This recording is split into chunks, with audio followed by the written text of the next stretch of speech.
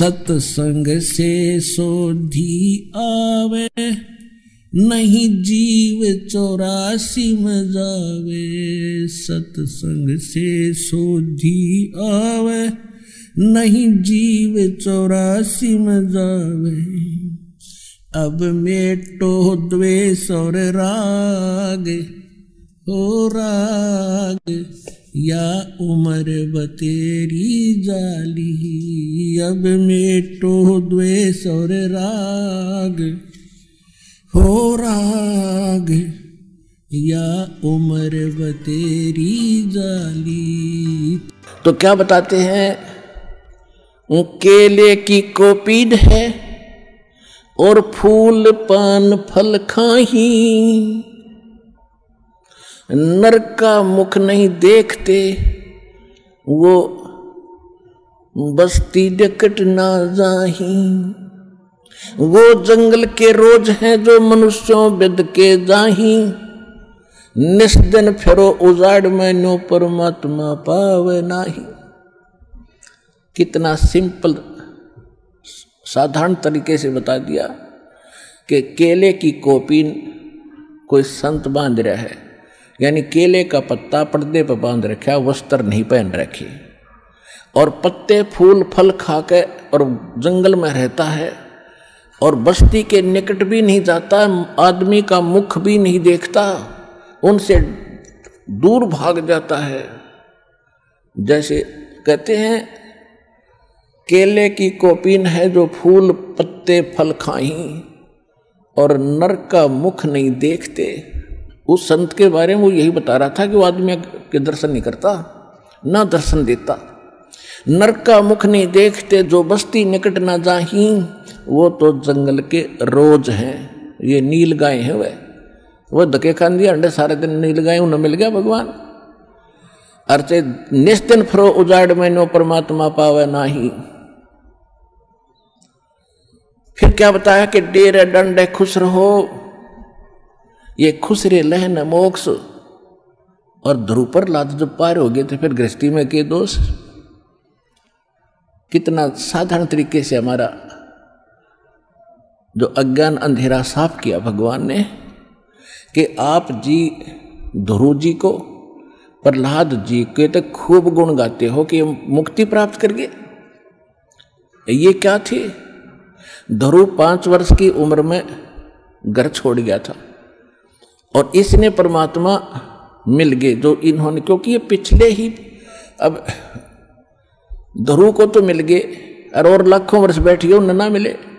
कहने का भाव ये है कि पिछले जन्म जन्मांतर से कोई साधना करता हुआ आ रहा था और उस साधना के कारण कौन मिला, इसको विष्णु आ गया। और विष्णु से इसने क्या मांगा, मुझे अटल राज दे दो, तो इसने राज दे दिया क्योंकि इसका वर्क डन मिल गया। मोक्ष नहीं हुआ, भगवान से दोहरा बैठा रहा, जब तक सतलोक नहीं जाएंगे इतने उस भगवान के मिलने का लाभ क्या हुआ। 120 वर्ष परमात्मा यहाँ रहे, काशी में ना जाने कितना ने देखे, और भगवान शंकर और पार्वती इकट्ठे रहा करते, जब तक नाम नहीं ले लिया पार्वती ने उसकी उतनी भी राहत ना मिली जो उस मंत्र से मिलनी थी जो शंकर जी देते। तो भगवान के मिलने मात्र से मोक्ष नहीं है। तो कहने का भाव यह है कि ध्रुव ने फिर राज्य किया, विवाह किया, और उसके जो मौसी का लड़का था उत्तम, वो मारा गया था, उसकी पत्नी भी फिर उसी के साथ रही। उसके बाद प्रहलाद ने ब्याह किया, संतान हुई।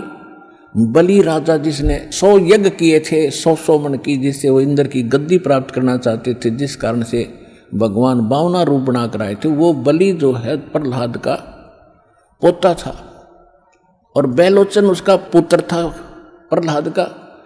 तो प्रहलाद ने ब्याह करवाया, ध्रुव ने ब्याह करवाए। तो यहाँ परमात्मा समझाना चाहते हैं कि डेरे डंडे खुश रहो। डेरा माने घर। कई ये कहते हैं कि गुरु जी ब्रह्मचारी हो और चेले गृहस्थी हो, वाह रे शेरो। अब भक्ति तो देखो दोनों ने करनी पड़ेगी, गुरु जी ने भी और चेले ने भी, और एक जैसा। और ठीक है, जो ब्रह्मचारी रहना बुरा नहीं, और केवल ये कहना कि ब्रह्मचारी ही गुरु हो सकता है, ये मूर्खता है। परमात्मा विधि विधान से मिलेगा। उसको कहते, परमात्मा कहते हैं अगर तुम यही मानते हो कि बाल ब्रह्मचारी रहे और जंगलों में रहे और तभी भगवान मिलेगा, उसके लिए उदाहरण दे रहे हैं कि डेरे डंडे खुश रहो, ये खुसरे लहना मोक्ष, ये हिजड़े पार ना होते अगर केवल ब्रह्मचारी रहने मात्र से ही तुम मानते हो मोक्ष हो जाएगा। तो इन खुसरों का नंबर तो अब तो पहले आना चाहिए था। और फिर कहते हैं द्रुपर लाद भी पार हो गए तुम कहते हो, तो फिर गृहस्थी में के दोष।